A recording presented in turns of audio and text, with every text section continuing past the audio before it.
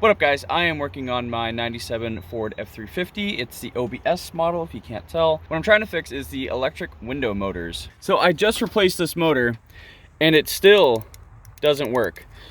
So I'm digging through the wiring trying to find the answer here, and I'm looking through and I look through up here because I guess they're really known for cracking or breaking up in there. And what it ended up being was the contacts. So the contacts in here is to the truck side. This side goes to the switch, and then the switch goes to the rest of the truck. Now this one is the receiving side that goes to the electric window motor. And so what ended up happening was inside here, I don't know if you can see that, is really nasty. They're really corroded. And so I discovered this because I had power from the backs of these switches. This red one right here at the top, and this bottom yellow one is your up and down for the window. And then I was chasing a ground problem, or at least that's what I thought it was, because when it was hooked up, I would test for power and I had power on both sides. It's like, okay, well, for some reason it's not getting switched to ground, so I don't know what's going on here. So after moving the plug in and out a few times, I got it to work, and I thought it was a broken wire in this part of the harness because it was responding to me doing this, but what it was doing was moving the contacts inside this connector. So to give you guys a little bit of a crash course on testing this thing, shove it into one of these. And the thing is too, is that this motor does not have self-grounding. It grounds through the connector, and it also reverses polarity through the switch. So one way is this is hot and this is ground, and the other way is this is ground and this is hot. And so that's how the window motor operates. So here's my voltmeter.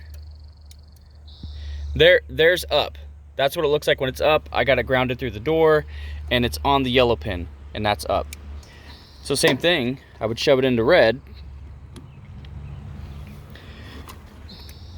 and I would hit up again. So that's up, and it still says 12 volts. I'm like, nah, that doesn't make sense. That doesn't work like that. That's not how that's supposed to do that. It's supposed to be ground. And then when I go down, that's when it's supposed to be hot, and it's not hot.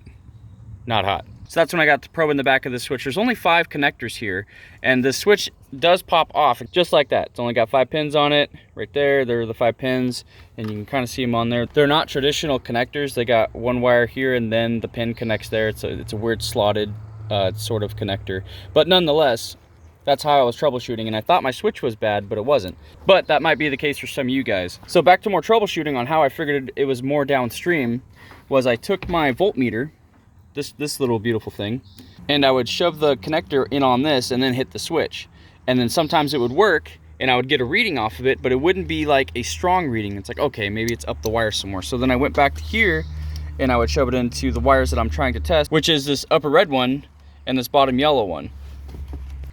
So I got it shoved in at the top right on the red one, and then down, got 12 volts. Up, there's nothing. And then with it connected to the yellow one, so again, keep in mind that the wires look a little weird, but I am connected to the yellow one. It's just kind of slotted. And then up is hot. So, okay, so both of these are working when I'm giving them input, but why is it not working when I'm putting input to this?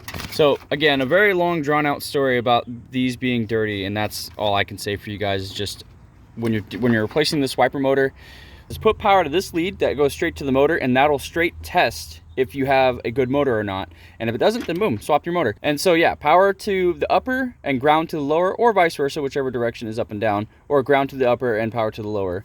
And then back to this thing, just check your connections, and then also check these, just how I showed you here on which one is supplying power. So to clean this, I depinned one pin so far, and here's how my pin looks. I kind of scraped it while I was in there, but yeah, it is not very good looking. I'm gonna hit it with some sandpaper and just clean it up real good, and I'll depin the next one. You can see those little tabs that are right there. I just reached in there with my straight pick and I poked that little tongue that's sticking out there, and I was able to pull my pin out. Here's the side that I was cleaning. You can see it's cleaning up pretty good. And here is the side I haven't cleaned yet. Not very good looking. Okay, I got my contacts all cleaned up. Let's plug her in. And now she should work. Look at that, perfect. And that's all it was, just this dirty connection I had in here. Sometimes it's in there, sometimes it's in here, sometimes it's just this. So that was power testing on the front passenger door. I don't know what the back doors look like yet. I gotta get to them. But yeah, that's my brief diagnosis and what I had to deal with trying to get my window motor to work on my door. I hope this helps you guys. And if I have any more updates, I'll see you guys in the next one.